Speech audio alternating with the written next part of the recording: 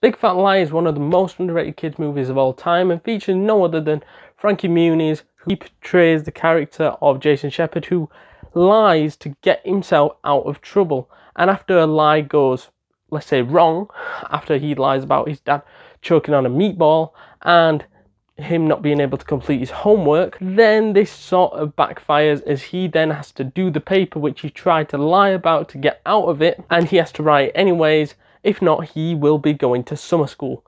And after he writes the paper, coming up with it for ages, trying to think of what it is, he then has about, I don't know, maybe 20 minutes to get it to school in time. So he rushes on his bike, tries driving there to school, and he ends up getting run over by a limo. Well, he runs into the limo, so he's not fatally injured. And as he's running to the bike's fucked, and he then asks the limo driver to drop him off at school as a sort of kind gesture for knocking him off his bike. So after this happens, he gets in the limo. When getting on the limo, all his stuff falls out of his bag, including the paper, in which he ends up leaving behind in the limo once he gets out. Aboard the limo is no other than Paul Giamatti's character, in which is Marty Wolf. Marty Wolf is a failing movie producer. So as Jason leaves the cab, he tries giving the paper back. After reading the paper though, he decides not to give Jason the paper back and instead goes to Hollywood and produces this into a movie. And Jason then has to go to summer school, but then his dad is so disappointed in him because he had faith in him that he was actually going to do the right thing this time. And after Jason tells his father that I wrote the paper and this movie producer nicked it and produced it into a movie, that then smells alarm bells because his father doesn't believe him because of the lies he's been telling. It's like the boy who cried wolf sort of scenario. And he then has to go to Hollywood to try to prove that he is innocent.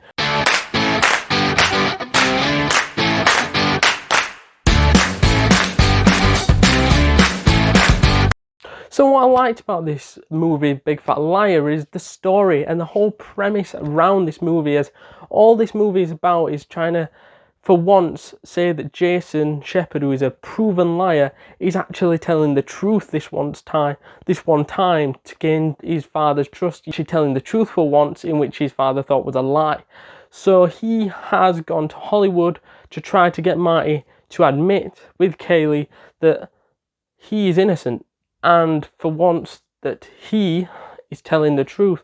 And it becomes increasingly hard as Marty Wolf is being a complete prick and not giving a phone call to his father saying, actually he's telling the truth this time, I nicked his paper. Okay, that's all he had to do. And instead he was making it increasingly hard, completely not listening to him by setting fire to the original paper copy, so he couldn't even take it back and go, this is the paper that I wrote.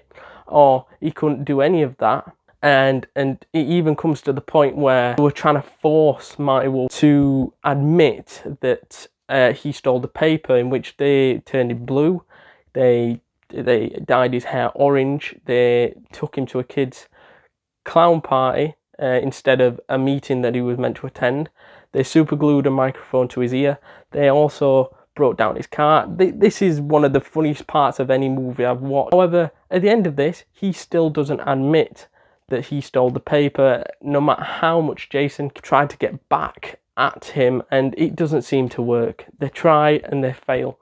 So after trying and failing several times, they get all the gang together, who are people that despise Marty Wolf more than the likes of Jason, Kaylee and the limo driver. They get everyone together to plot against him of all these other people that want revenge upon him. So they put a plan together in which is to basically drive him crazy, in which is one, the limo driver is going to break down, then gets picked up by this other car driver, in which leaves him in the desert, then he gets chucked out of a helicopter. Then after all that, he gets chased through the Universal Studios, in which he gets water blasted at him and everything like that, because this is just brilliant. And then finally they get him to a point where he admits that he stole the paper, and his parents are there to see it, because they invite the parents down to the Universal Studios right at the end to prove what actually happened, and for once that he was telling the truth, in which is fantastic. It was a nice, happy ending, and it worked out fine. I also really liked some of the characters within this movie as well, as I really liked Paul Giamatti's character, Marty Wolf, as he played the perfect villain. In Paul Giamatti, this is probably his best movie, in my opinion. Which one is hell my favourite, because he plays the perfect villain, and I'm surprised he didn't do more after this one and play a bigger villain. I know this movie isn't highly rated on IMDb, but it was certainly a fan favourite when me and my brother used to watch as kids. And yeah, it's still incredibly funny, like decades on from its initial release in 2002.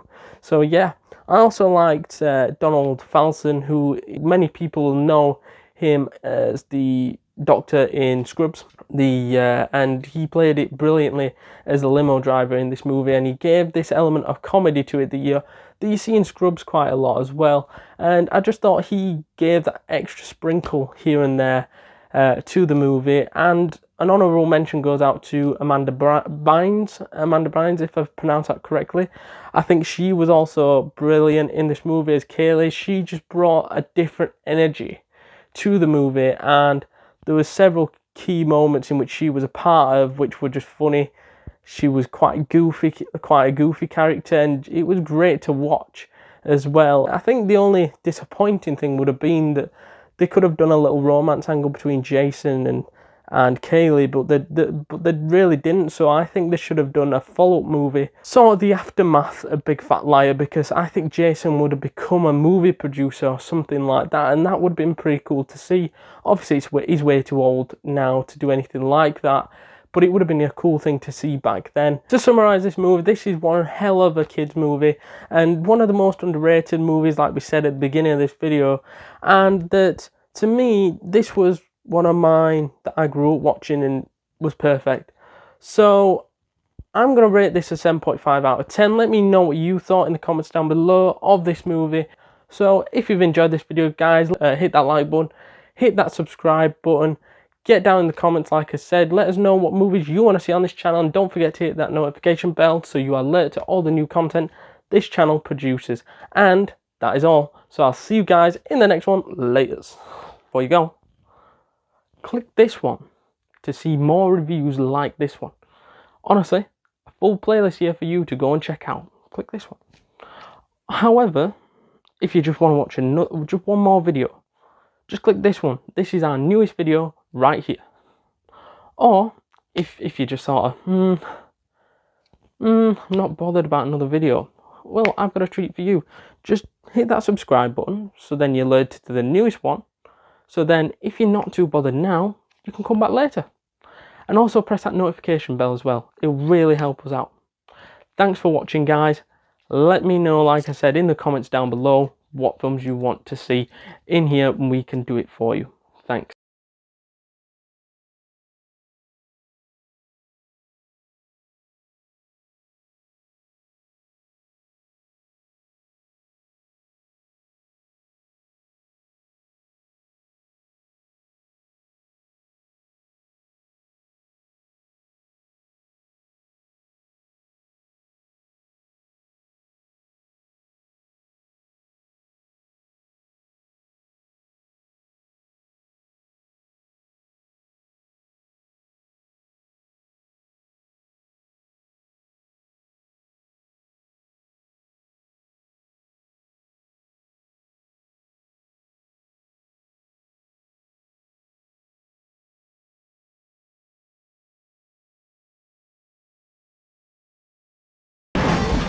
Who's the tough guy now, pal?